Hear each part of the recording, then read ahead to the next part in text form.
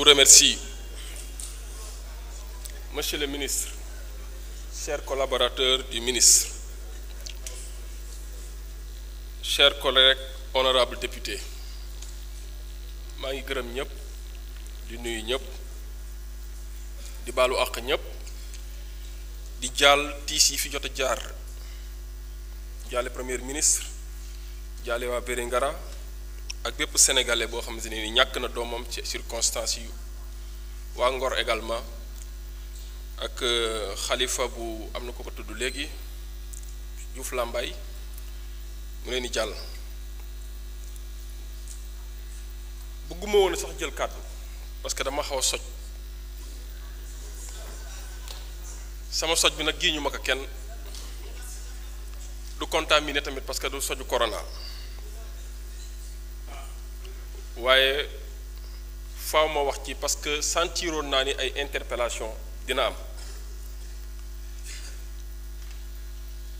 si ki njëkk a interpellé dafa ni dañoo war a protéger ay dages c'est vrai la loi ne doit pas piéger mais la loi doit protéger mais nous sommes tous égaux devant la loi et on ne doit pas faire de distinguo entre DAGE et autres directeurs et autres Sénégalais lambda. La meilleure protection pour quelqu'un c'est la droiture mooy da ngay jub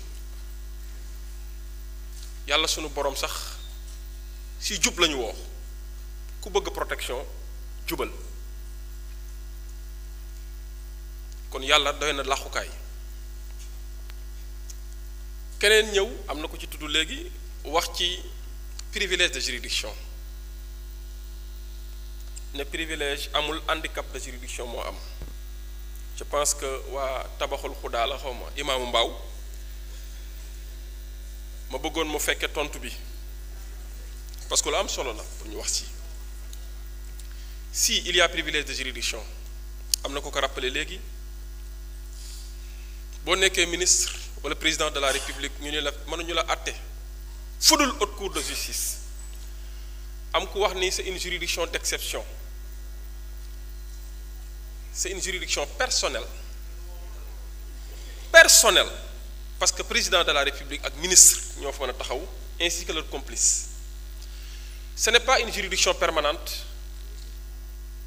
parce que dañ koy installer à chaque début de législature ci la ñuy désigner les représentants de juridiction permanente mais c'est une juridiction qui est visée par la loi à charge pour chaque législature de l'installer dans les 30 jours de son installation. C'est un privilège de juridiction parce que avant ñu la fay yóbbu di nga jaar ci procédure bi spéciale résolution demande d'abord émanant des autorités judiciaires enquête auparavant nga ñëw fii résolution de mise en accusation avant ngay dem di jàkkaarloog juge d'instruction te avant dossier bi di fa dem dina jaar ci procureur général bi mu saisir le président de la commission d'instruction contrairement aux justiciables de droit commun ou en tout cas un justiciable devant les juridictions de droit commun ki nga xamante ni bu ñu amee lu ñu ko jiiñ avant ñu ko fay déglu mën nañ ko fekk sax këram wala fekk ko bërëbu liggéeyukaayam jàpp des fois sax ñu duma ko ci yóbbu ko tëj ko ci kaso bi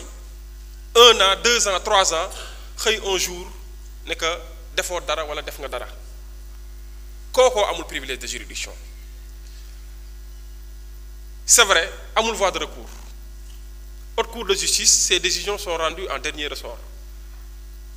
la seule voie de recours ouverte c'est la révision te ñëpp xam nañu révision dañ koy encadrer alors mënoo am privilège boobu spécial boobu sa dossier war a jaar fu beneen dossier dul jaar nga am lu sénégalais bi amul sénégalais modeste bi amul citoyen simple bi amul nga bëgg nag ñu tegal la ci yeneen protection maanaam vouloir le beurre l'argent du beurre et le sourire de la crémière mënul nekk. Vous ne pouvez pas avoir les honneurs, l'argent et l'impunité. C'est pas possible. Ma doon leeral loolu bi si des mooy il faut que nous rappeler un peu ce qu'on appelle une résolution de mise en accusation. C'est un acte de poursuite. Et il n'y a que l'Assemblée nationale qui est habilitée à prendre cette résolution de mise en accusation. Le pourquoi nous avons chargé, nous avons enquête de police def, nous avons chargé. On n'a pas cherché à charger, c'est l'Assemblée nationale qui qualifie les faits. Ce n'est pas la police, ce n'est pas le procureur de la République, ce ne sont pas les enquêteurs qui relèvent que des indices, mais c'est l'Assemblée qui qualifie les faits. Madame Assemblée, mon nan, li ak li lañ la mëna topé. Article 17 de la loi sur la haute cour de justice, rappelez-nous. Énoncé sommaire des faits, nom et prénom de la personne concernée, ainsi que les textes de loi qui fondent la poursuite ou les poursuites.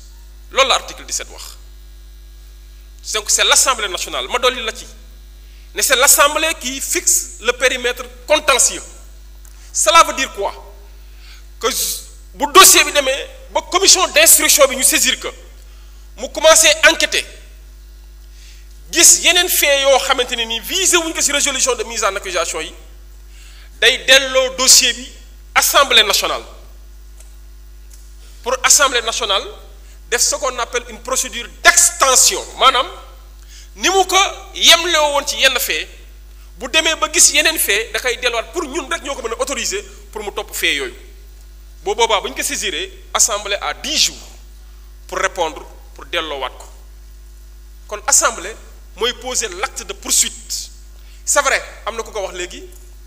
né dañuy jël la place du procureur. Non, jëluñu la place du procureur, on ne prend la place du procureur que sur la mise en mouvement de l'action publique. Manam ci tambalay action publique bi ci lañu jël procureur, mais c'est le procureur qui exerce l'action publique.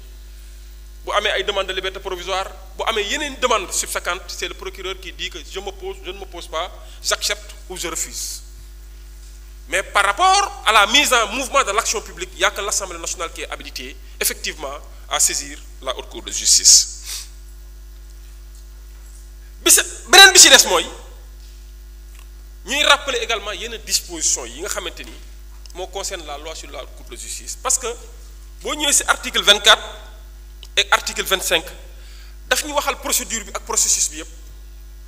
wax compétence bi ak wax li ñu naan les renvois entre la commission d'instruction et l'Assemblée nationale en cas de découverte de nouvelles charges pouvant être qualifiées crime ou délit et justiciable devant la haute cour de justice. Alors que personne ne vient ici pour parler de règlement de compte personnel. C'est vrai, nous ñi sax dañuy xaw a réer ci mbir moom règlement de compte day am à chaque fois mais li ñuy tere mooy règlement de compte personnel. Quand vous êtes gestionnaire de deniers publics, dépositaire de pouvoir public, mais en fin de mission, effectivement, il faut faire les comptes. Mais li ñuy bañ mooy régler des comptes personnels. Mais règlement de compte, c'est acceptable. Corollaire, voilà, synonyme, c'est la reddition des comptes. Donc, vous faites un règlement de compte personnel. Ni sache à l'homme, ni justice des vainqueurs. Le pourquoi je dis qu'il n'y aura pas justice des vainqueurs, c'est ce que fait là. Rapport 2023 là, enquête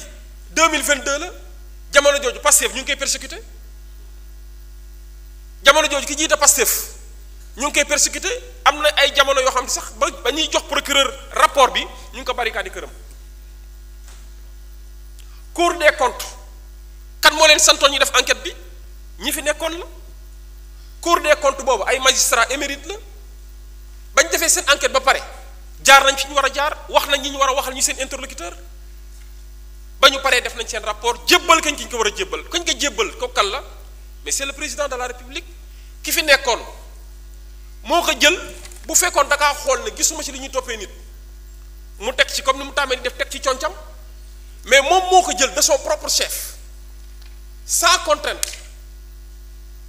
jébbal ko procureur de la République procureur de la République xaj na moo ci tegoon concam mais bu ñu ko kenn jiiñ ñun bu ñu ñëwee hérité dossier bu mel noonu est-ce que dañ ciy tegaat suñu conc wala dañuy bàyyi l'œuvre judiciaire faire son travail en tout cas l'œuvre judiciaire se poursuivre moo tax ma bëgg ñuy leeral ne mbir mi de justice des vainqueurs lu ñu fi fekk la te faaw mu continuer beneen bi da ciy baax ñu koy fàttali Covid ba mu fi duggee dañu woon le Sénégal où le monde était en guerre contre un adversaire invisible silencieux et tueur ñu restreindre suñuy liberté la liberté d'aller et de venir confiner ñu suñu kër sénégalais yi adhéré ci restriction yi sénégalais yi mobilisé wu participer génn enveloppe natt joxe jamono jooju décrété nañ état d'urgence instauré nañ couvre-feu restreindre suñuy liberté d'aller et de venir imposer ñu certaines règles en tout cas de prescription à savoir le port de masque même ceux qui souffraient d'infection pulmonaire avaient des difficultés de porter le masque mais pourtant porter nañ ko parce que bu ñuy dem ci yenn entreprise yi wala yenn services yi pour nga accéder fa il faut nga laal gel hydroalcoolique porter le masque beneen bi mooy cérémonie familiale et sociale yi que ça soit heureux ou malheureux demoon nañ ba nit day waajuram sax day génn àdduna ñu ni ko mu nga Tambacounda moom mu ngi Dakar du fekkee bu ñuy denc waajuram wala ñu ni ko sa mag day takk ci soxna nga war a dem fekk kii bi ñu ne la dañuy tere regroupement gis nañ fi ñoo xam te ne mariage dañ leen fekk ñuy célébrer ñu jàpp leen yóbbu ci kaso bi loolu am na ci biir période Covid bi gis nañ fi ay hôtels yi fermé parce que dañ doon tere liggéey guddi parce que y a des entreprises qui fonctionnaient H24 24 heures sur 24 que je qualifie des entreprises à feu continu jaaykatu fonde yi liggéeyatuñu mosquée yi ñu tëj leen fekk nañ fi am na ko rappelé léegi jàkk ñu fekk fa nit ñëpp ramasse yóbbu kaso yóbbu jàpp leen yóbbu police sénégalais yi jox leen xaalis nattal leen ñu confiné nañu sunu kër tëj ñu 20 heures gis nga fi ñu gis kilifa ay takk der topp ko ak ay yat muy daw lépp fekk nañ fi ba ñu demee ba leeral nag ñu ne am na ay problème sur 1000 milliards 6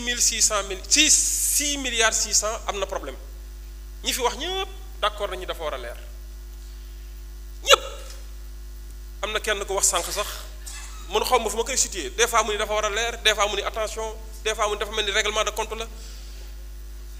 mujj gi xamatuma fan laa koy situer dem na ba ñuy accuser naan noonu la justice def na prudent tagg justice ne ay nit yu indépendant ñoo fa nekk waaye nañ def attention pour dire quoi que ñun amuñu lenn lu ñu concerné personnellement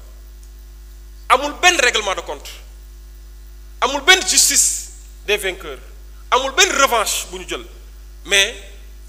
comme ñoo ko simboon toggal ñu ko yàkkal ñu ko lekkuñu ko ñoom bëgg ñu ko lekk loolu nañ bàyyi justice leer loolu ndax mën nañ ko lekk wala mën nañu ko lekk mbirum corruption dafa nekk lu doy waar di nga boo demee dans certains pays asiatiques la corruption est punie de la peine capitale moo tax am na ay anciens officiels bu ñu leen ko accusé ils préfèrent se suicider parce que c'est une humiliation ñu recevoir une balle dans la tête wala une exécution judiciaire ma dolli leen ci en Chine bu ñu la exécuté bal bi la rey sax dañ koy delloo sa waay famille jox ko rek ci enveloppe nekk c'est l'argent du contribuable chinois da ngeen koy fay te kii di corruption di une société en décadence corruption baaxul ci lenn bu ñuy dem ba sax en droit dañuy jàng ne le faux corrompt tout le mot corrompre day revenir corruption baaxul ci dara on a parlé maintenant d'émotion ouais la présomption d'innocence avant même la présomption d'innocence on a parlé de l'ancienneté de la haute cour de justice qu'on a hérité du colon donc il faudra revoir te ki ko wax def na fi 40 ans mësuñu ko gis mu jël initiative bu nekkee aux affaires musuñu koo gis non 20 minutes laa wax dañ may dolli yeneen mu jël initiative ba mu nekkoo aux affaires ne nañu revenir sur la loi sur la haute cour de justice kon tey jii nekk nañ de l'autre côté il faut revenir sur la loi et en revenant sur la loi on nous parle de présomption d'innocence ba ñuy jàpp Diomaye Faye où était la présomption d'innocence barabu liggéeykaayam nañ ko fekk ba ñuy jàpp le président Ousmane Sonko di ko diaboliser où était la présomption d'innocence ba ñuy jàpp les 2000 détenus politiques ñenn ñi bracelet lañ takk ñu génn ñu jàppaleen où était la présomption d'innocence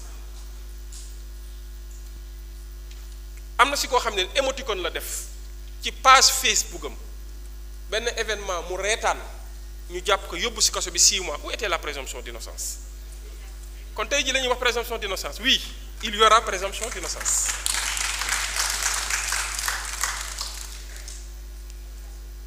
pour wax leen ne nañu bàyyi di fawee xelu nit ñi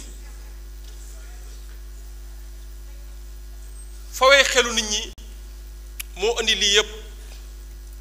waaye nañu dalal seen xel justice sous le magistère de Bassirou Diomaye Diakhar Faye tous les Sénégalais sont en sécurité amul xaj amul seen ñépp ay yem justice sous le magistère du président Bassirou Diomaye Diakhar Faye indépendance am nekkatul lu ñuy wax parce que dama jàpp ni justice jarul nga ciy dolli indépendance de la justice une justice qui n'est pas du tout indépendante ce n'est pas une justice mu ngi mel ni nga ni paa bu góor wala mère bu jigéen une justice c'est une justice bu ñu nee indépendante wala indépendante ça pose problème exercice boobu nag assemblée nationale da kaa yor war see jouer lu am solo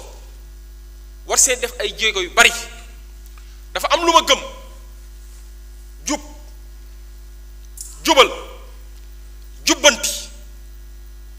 bu demee ba të nit jubal mu nit du mu jub nga jubbanti mu të dafa des beneen ji muy jàpp kon jubal jubbanti wala jàpp ba tax na moo wax ngeen dalal seen xel haute cour de justice ce n'est pas une juridiction politique je suis désolé ce n'est pas parce que il y a des députés que c'est politique non je suis désolé même les lois qui sont appliquées par les juges de droit commun sont votées ici à l'Assemblée nationale bu ñu xeeb Assemblée nationale même si la haute cour de justice est composée de députés mais le président c'est le premier président de la Cour suprême secondé par le premier président de la chambre pénale de la Cour suprême et à ses côtés il y a le procureur général près de la Cour suprême ce n'est pas du tout politique et décisions yi ñu jël ce ne sont pas des décisions politiques c'est des décisions juridictionnelles judiciaires mais nag mënuñu laa jox alalu réew mi oto réew mi carburant réew mi sécurité réew mi lumière réew mi yu xàllal la yoonu réew mi booy dox ñu bloqué ñépp ne la dogalal pour waa réew mi lebal pour waa réew mi lebal ci turu réew mi xoolal li ngay fay bor bi ci turu réew mi nga jël lépp teg ko de côté def loolu yëpp def sa poche ne bu ñu ma topp parce que ancien président de la république la ancien ministre la rendre na des services jaaykatu jett caaf bi chaque jour mu rendre service à l'état du Sénégal de dignes et loyaux services parce que mu ngi fay impôt jaaykatu këriñ bi ak jaaykatu banaana bi ngay romb di ko xeeb mu ngi fay impôt te amul boobu privilège amul 1000 litres carburant amul 2000 litres carburant amul garde corps amul dara te chaque jour mu ngi jooytu haute cour de justice pour man privilège bi dafa ëpp waroon nañoo mën a dellu si nag pour man c'est là où j'attends l'Assemblée nationale dellu ci yemale ñëpp député bu ñu fi gis ñooy tox yàmbaa duñu fi nekk di relever sa unité parlementaire dañuy dem yóbbu la juger la président de la république bu ñu fi jàmm muy jaay drogue dañ koy jël jàpp yóbbu ko juger ko parce que c'est une haute trahison et puis ça doit être systématique automatique jox pouvoir même plein pouvoir au procureur général pour mu mën a di mettre en mouvement yenn action yi mais au Sénégal il y a trop de privilèges il y a trop de protection moo tax ñenn ñi am liberté di teg seen conc mais loolu jeex na fi tàkk abadan daayiman d'appel. jërëjëf. tàkk jeex na tàkk